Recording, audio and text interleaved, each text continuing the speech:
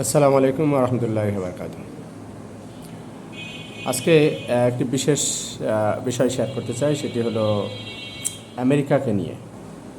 আপনারা নিশ্চয়ই একটা জিনিস লক্ষ্য করেছেন, এই যে ইরান এবং ইসরায়েলের যে যুদ্ধ চলছে, সেইখানে কিন্তু মোড়লগিরি করছে এখানে কিন্তু ট্রাম্প।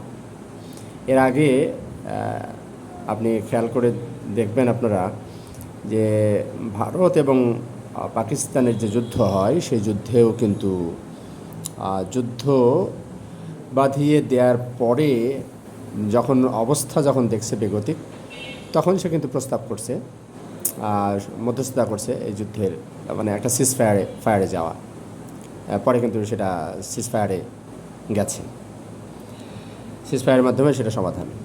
ঠিক মানে একইভাবে ভেবেছিল আমেরিকা যে হয়তোবা আমরা পরবর্তীতে যেটা দেখলাম যে মোসাদের যে বাহিনী, যে গোয়েন্দা, সেখানে কিভাবে ইরানকে পর্যদস্ত করছে কয়েকটা স্তরে, প্রশাসনে, সাধারণ মানুষ এবং বাহিনীতে। এটা অভাবনীয় একটা ব্যাপার। সেইখানে ভেবেছিল হয়তোবা যে পার পেয়ে যাবে এবং তারা তাদের হস্তক্ষেপটা এবং তাদের যে প্রভাব সেটা আরও বেশি রাখতে পারবে সেখানে, এবং একটা পুতুল সরকার নিজেদের ইচ্ছা স্বাধীন মতো ব্যবহার করতে পারবে। কিন্তু হিতে বিপরীত হয়ে গেছে এইখানে। এই জন্য এখন আবার ওই ভারত পাকিস্তানের যুদ্ধের মতো আবার এখানেও ঠিক সেই সমঝোতার প্রস্তাব, ফায়ারের একটা প্রস্তাব এখানে কিন্তু ট্রাম্প দিয়ে বসছে। এখন দেখার বিষয়, এদিকে কিন্তু হুমকি চলছে। তো এই উপেক্ষা, এই সমস্ত কিছু বিচার বিশ্লেষণ করে আমরা সামনে কি দেখব জানি না, তবে একটা তৃতীয় বিশ্বযুদ্ধের হাতছানি মনে হচ্ছে দিচ্ছে।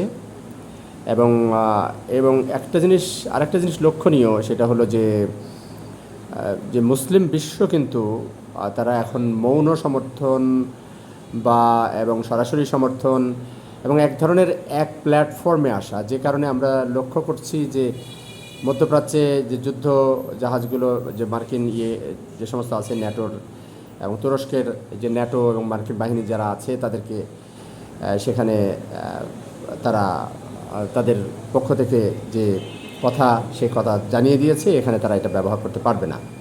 সুতরাং মুসলিম বিশ্বের একটা সমর্থন, যেহেতু এই ক্ষেত্রে যদি ওরা পিছপা না হটে, তাহলে সেই ক্ষেত্রে মনে হচ্ছে যেন একটা তৃতীয় বিশ্বযুদ্ধ।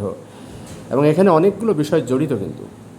একটা হলো যে এখানে যে ইরানের যে বিশ্বের বলা হচ্ছে যে বিশ্বের 10-15% তেল সেখান থেকে হয় এবং সেখান থেকে যাতায়াত হরমুজ প্রণালী দিয়ে, যে 30-33 কিলোমিটারের যে এরিয়াটা, এই এরিয়াটা ইরানের মধ্য দিয়ে। সুতরাং একটা বিশাল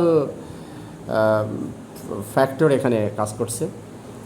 আর সেই সাথে আমরা জানি না, তারা পশ্চিমা বিশ্ব, যেটা G7 ইতিমধ্যে আপনারা লক্ষ্য করেছেন, তারা কোনোভাবেই ছাড় দেবে না এবং এটার একটা সুরাহা এবং আরও অনেক কথা বলেছে, আপনারা নিশ্চয়ই জানেন। যদি এর সুরাহা না হয়, তাহলে শেষ পর্যন্ত বিশ্ব পরিস্থিতি যেদিকে যাচ্ছে, তাতে মনে হচ্ছে পৃথিবীর আয়ু খুব বেশি যে আমরা সামনে পাবো, এরকম বলে মনে হচ্ছে না। নিশ্চয় আল্লাহর সাহায্য আসবে, আমরা সেই অপেক্ষায় আছি। দেখা যাক কি হয়।